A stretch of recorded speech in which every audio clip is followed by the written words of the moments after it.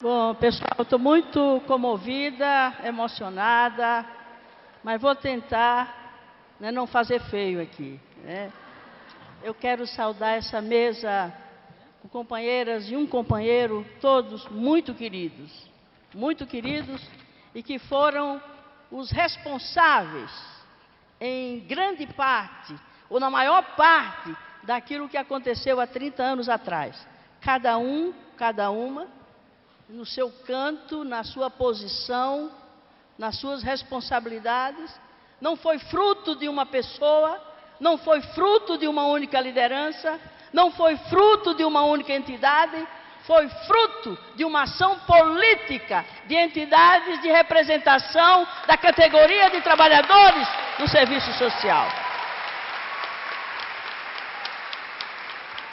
Eu quero saudar todas e todos vocês, profissionais de hoje, estudantes de hoje, profissionais do futuro, e quero trazer também a esse ato e homenagear algumas companheiras que já partiram, mas que deixaram uma marca, uma presença, uma força que nos anima até hoje. Lembraria algumas, Maria Odete Lenze. Maria Odete Lenze se converteu politicamente. Ela era uma profissional convencional, digamos assim, não diria de direita, porque ela era tão boa, que era impossível imaginar Maria Odete de direita. Mas ela não tinha, consciência política, não havia assumido compromisso político, não só com a categoria, mas com o país, com o povo. E ela foi um emblema, um símbolo. Basta dizer um fato. Quando a gente ia para as greves do ABC, viu, Leila? Ainda hoje eu guardo vários lenços que ela providenciava para que a gente se defendesse do gás lacrimogênio que a polícia jogava nos momentos de greve lá no ABC. Era isso que era Maria Odete.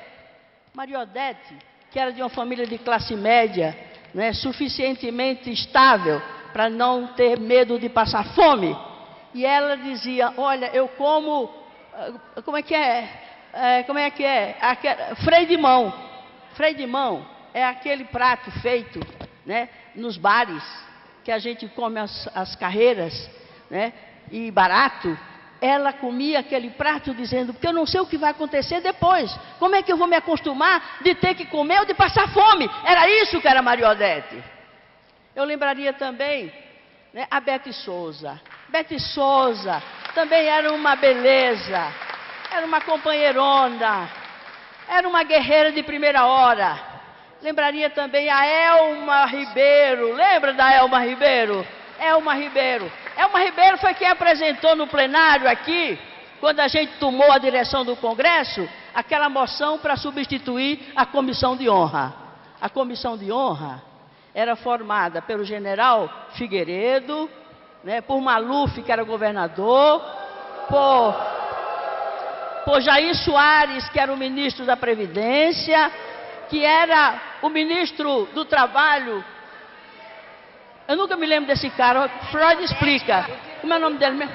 Murilo Macedo, que foi aquele que caçou o Lula e a direção do sindicato do ABC. E Antônio Salim Curiati, que era o prefeito biônico da capital. Maluf, governador. E a ditadura militar estava constituindo a Comissão de Honra, que a direção do Congresso elegeu como homenagem ao governo da ditadura na época. Eles estavam presidindo a Comissão de Honra do Congresso. A Elma apresentou naquela plenária uma moção para colocar no lugar deles os trabalhadores que estavam sendo caçados, que estavam sendo punidos, que estavam sendo demitidos, que estavam sendo perseguidos pela ditadura militar. Isso era a Elma Ribeiro. Era a Elma Ribeiro. E a Sônia Ribeiro, e tantos outros e outras, que já não estando mais aqui, mas estão mais talvez do que nós mesmos, porque elas e eles construíram conosco essa história que estamos aqui celebrando e que estamos rememorando.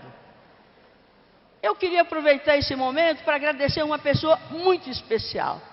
Sem ela, nós não teríamos vencido as dificuldades de criar as condições mínimas para construirmos as nossas entidades sindicais. Vocês não conhecem essa mulher? Essa mulher fez história em BH, passou por ela o método BH, que foi uma revolução do ponto de vista teórico do serviço social. Vocês, estudantes, vocês, profissionais recém-formados, resgatem a memória e localizem a experiência dos profissionais de serviço social em Belo Horizonte, e à frente deles estava essa mulher, a Leila Lima.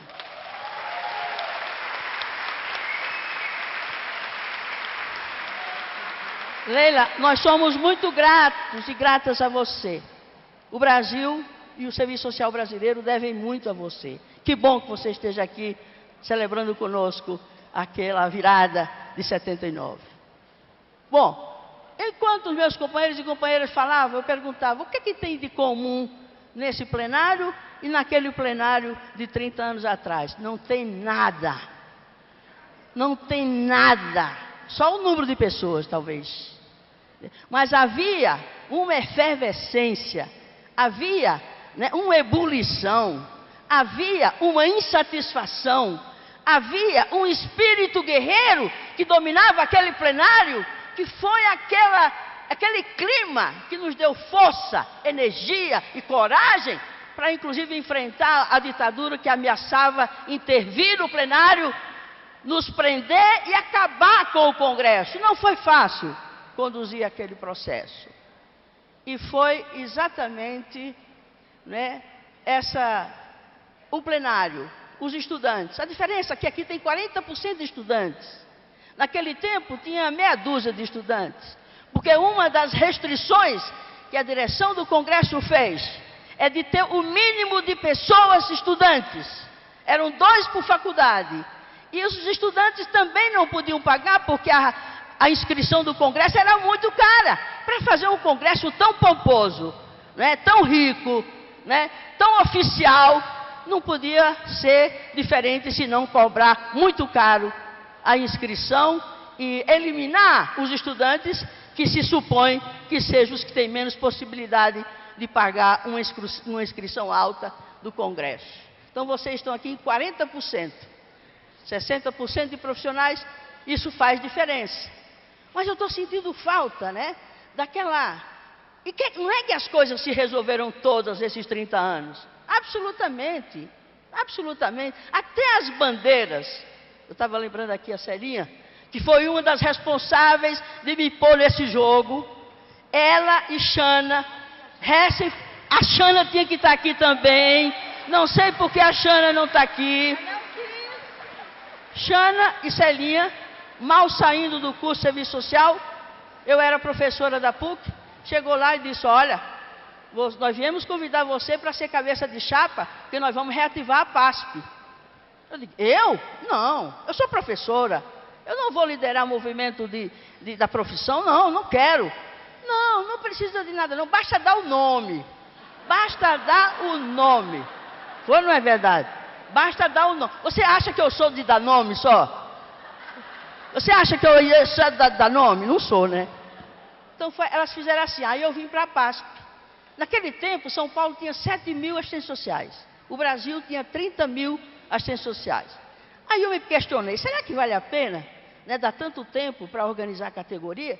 Tem tanta assistente social que está contra o povo aí, né, nessa periferia brava de São Paulo e no país inteiro. Mas foi exatamente essa reflexão que eu fiz, porque se tem 30.000 assistentes sociais no Brasil, junto do povo, no período que havia tanta repressão política, é melhor estar junto desses 30.000 para pelo menos neutralizar um pouco o que eles fazem de mal para esse povo, com quem eles trabalham. E aí foi a via sacra de fazer uma convocação de uma eleição aqui em São Paulo para reativar a PASP, que estava desativada há 7 anos, que a ditadura fechou todas as entidades sindicais e de representação dos trabalhadores. E aí nós fizemos uma junta governativa que o CRAS não quis fornecer a lista de assistentes sociais alegando questão ética. Olha que ética. Espero que a ética de hoje não seja a mesma, né? A ética profissional de hoje não seja a mesma. O CRAS daquele tempo disse que não ia fornecer a lista de assistentes sociais porque era uma questão ética. Não podia dar publicidade à lista de assistentes sociais que estavam inscritos no CRAS. Era CRAS na época, hoje é outra sigla, né? Então não tem nada não, nós fomos de lugar em lugar, de base em base, local de trabalho e conseguimos filiar 700 assistentes sociais de 7 mil, que era o mínimo necessário, era 10 mil, aliás, era 10%. E aí nós conseguimos completar 700. Convocamos a eleição, a Assembleia Geral de Eleição. Era uma chapa única, eu na cabeça, Celinha, a Ixana e a Bia, a Socorro e as outras, a Marília, né, na chapa. E aí criticavam, não, essas meninadas é muito jovem. Eu digo, mas eu tenho idade que cobre a diferença delas. Era uma crítica também que a categoria fazia. Muito jovem demais, está saindo da faculdade agora. Eu digo, mas eu tenho mais idade, aí eu cubro a diferença de idade com elas.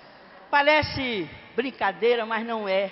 Tudo isso foi batalhas, né, enfrentadas e vencidas a duras penas naquele momento. Então, fizemos a eleição, elegemos aquela diretoria, e aí, onde sediar a entidade? O CRAS? Sim, fomos para lá, mas o CRAS queria se ver livre da gente, porque eles eram muito oficial demais, era muito governo demais. E aí, o que eles fizeram? Queriam que a gente tirasse, tinha um fichário, sabe aquele fichário de ferro, bem pesado? Que era a herança da APASP. E a gente não tinha onde pôr nem as nossas pastas, quanto mais levar aquele fichário tão pesado para algum lugar que a gente não tinha dinheiro para pagar aluguel. Ficamos no CRAS, mas era tão inconveniente, era tão chato, era tanta pressão, que a gente disse, não, vamos fazer as nossas reuniões em casa mesmo. Aí levamos as faixas debaixo do braço, deixamos lá o fichário pesado e fizemos as nossas reuniões nas nossas próprias casas. Foi assim que a gente reativou a PASP. E aí a gente procurou o Sindicato de Belo Horizonte, com a Márcia Pinheiro. Nós procuramos o Sindicato do Rio de Janeiro, com a Regina que está aqui. Elas eram oposição, porque lá tinha um sindicato que não queria saber de categoria profissional, de luta profissional, de jeito nenhum. Aí a Regina veio com outras companheiras, oposição sindical. E o Maranhão também, a associação pró-entidade que estava lá. Então, foram esses gatos pingados, 21 entidades, que estavam desativadas há muitos anos. Nos reunimos 3 vezes nacionalmente em 79, 2 vezes em Belo Horizonte, uma vez aqui às vésperas do Congresso, do 3º Congresso. E aí, a chave da virada foi aquele encontro de 3 dias que nós fizemos num retiro, afastado da capital, onde fizemos um balanço da organização daquele Congresso, da estrutura de organização e temário do Congresso, a forma como estava se organizando e se encaminhando aquele Congresso.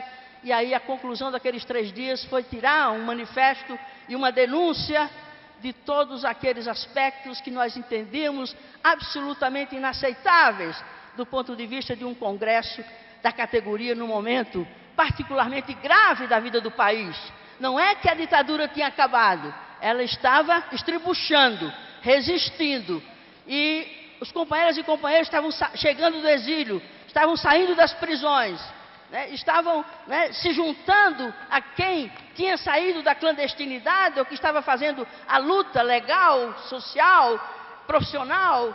E aí se criou uma condição política para se denunciar um Congresso caracterizado pelo seu caráter oficialesco, propagandista.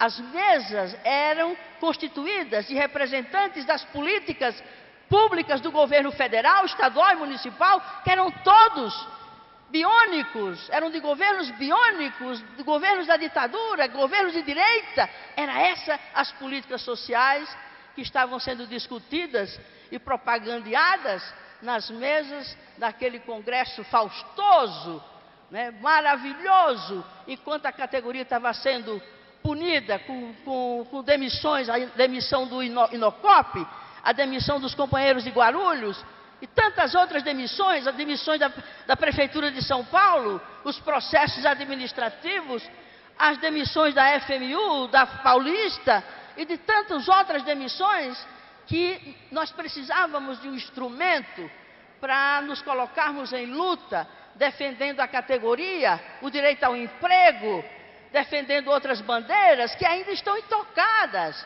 Por exemplo, até hoje nós não temos um piso salarial, como dizia aqui a Celinha, nós não temos um piso salarial. Tem uma luta para diminuir a jornada de trabalho para 30 horas semanais, ainda não conseguimos. E temos coisa pior, nós temos os tais cursos à distância.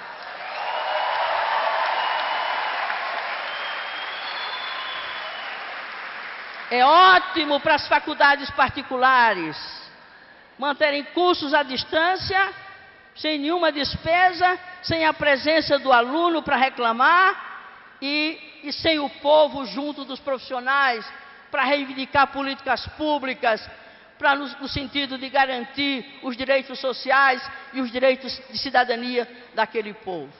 A única diferença que tem hoje daquele tempo é que nós estamos na era digital, nós estamos na internet. E tanto é que eu não posso ir para aí, sabe por quê? Porque os internautas estão reclamando que a imagem está chegando lá distorcida. Então tem que ficar aqui na frente de uma luz quente. Por quê?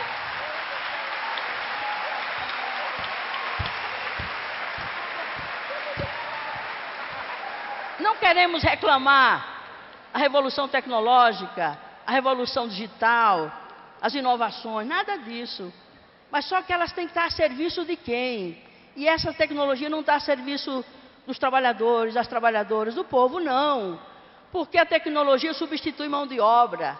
É a tecnologia de capital intensivo que substitui, é o robô, é a robótica, é a telemática, é toda essa tralha que tem aí da tecnologia moderna, que nos exclui a nós, que não, eu pelo menos que não domino essa coisa, mas tenho até que procurar melhorar um pouquinho meu desempenho nisso, né? E mais, companheiras e companheiros, não estou fazendo brincadeira. Eu só quero acordar esse plenário que está muito pacífico, está muito sereno. Está muito sereno demais, está muito domesticado, me desculpe a expressão. Os problemas são os mesmos de 30 anos atrás. A população de rua está sendo perseguida e morta. Quantos homens de rua e mulheres de rua estão sendo assassinados nas madrugadas dessa cidade? Nós não temos nada a ver com isso? Nós não temos nada a ver com isso, será? Nossas crianças estão cheirando crack nas praças públicas dessa cidade. Nós não temos nada a ver com isso. Nossas crianças, adolescentes, estão se prostituindo, fazem parte de pacotes do turismo do primeiro mundo. É isso, nós não temos nada a ver com isso. Companheiras e companheiros, desculpe a contundência da minha fala. É que eu estou acostumada a isso. Eu estou acostumada à ação política. A ação política se faz com discurso e com ação, e com organização. Foi isso que nós fizemos naquele momento. A virada não fomos nós que fizemos. A virada foi o povo que nos empurrou para fazer aquela virada.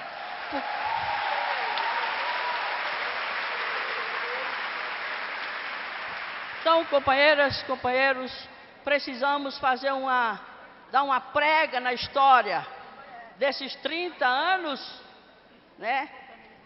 Refazer os caminhos da profissão.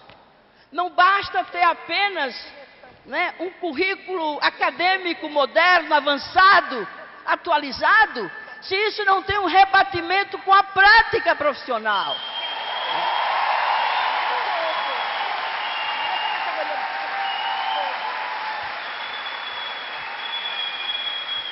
E não sei, e não tenho informações de que os estágios se estejam fazendo de forma muito diferente daquela que se fazia há 30 anos atrás.